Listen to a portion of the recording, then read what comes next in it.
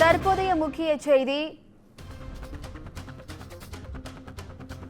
சென்னை மாநில கல்லூரி மாணவர் கொலை செய்யப்பட்ட வழக்கில் கைது செய்யப்பட்ட 4 மாணவர்களுக்கு நிபந்தனை ஜாமீன் வழங்கி உயர்நீதிமன்றம் உத்தரவு பிறப்பித்துள்ளது. அது தொடர்பான முக்கிய செய்தியை தற்போது பார்த்துக் கொண்டிருக்கிறோம்.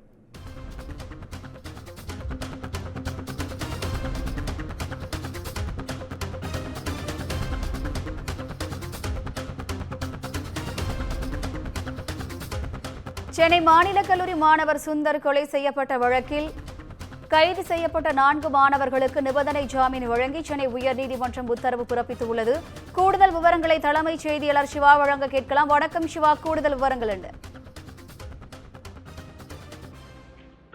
வினிதா, சென்னை மாநில கல்லூரி மாணவர் தாக்கப்பட்டு உயிரிழந்த விவகாரத்தில் கைது செய்யப்பட்ட பச்சையப்பன் கல்லூரி மாணவர்கள் 4 பேருக்கு ஜாமீன் வழங்கி சென்னை உயர்நீதிமன்றம் ஒரு உத்தரவை பிறப்பித்திருக்கிறது.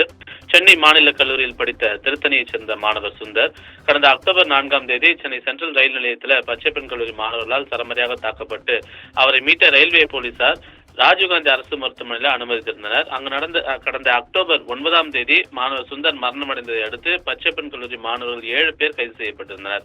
அவர்களுக்கு எதிராக கொலை வழக்கு பதிவு செய்யப்பட்ட நிலையில் கைது செய்யப்பட்டவர்களில் சந்துரு, ஈஸ்வரன் மற்றும் யுவராஜ் ஆகிய 4 பேர் ஜாமீன் கோரி மனுவை தாக்கல் செய்திருந்தார்கள். இந்த மனு நீதிபதி ஜெகதீஷ் சந்திரா முன்பு இன்று மீண்டும் விசாரணைக்கு வந்திருக்கிறது. அப்போது 4 மாணவர்களும் ஜாமீன் வழங்கிய நீதிபதி ராஜீவ்காந்தி மற்றும் கீழ்ப்பாக்கம் மருத்துவமனையில் உள்ள அவசர சிகிச்சை பிரிவில் மாணவர்கள் பணியாற்ற வேண்டும் என்ற ஒரு நிபந்தனையும் தற்போது விதித்திருக்கிறார்.